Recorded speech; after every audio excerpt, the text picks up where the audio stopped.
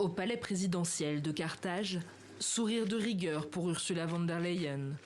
La présidente de la Commission européenne est venue annoncer des renforts financiers pour la Tunisie. La Commission européenne envisage une aide dès que l'accord nécessaire aura été trouvé.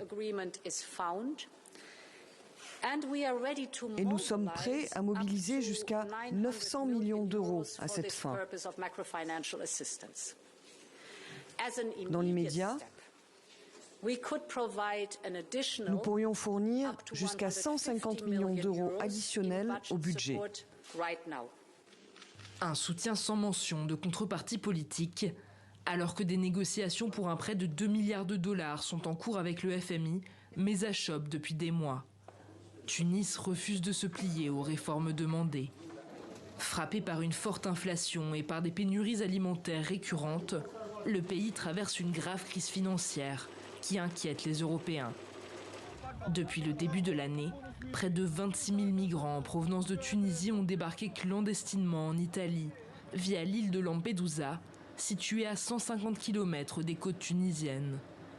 Pour renforcer le contrôle à ses frontières, la Commission européenne souhaite ainsi verser 100 millions d'euros à Tunis. Une ONG dénonce un chantage, tandis que Kais Saied lance un avertissement. Nous ne pouvons pas jouer ce rôle réclamé par certains et dissimulé par d'autres. Ils veulent que nous soyons les gardiens des frontières de leur pays. La solution doit être humaine et collective.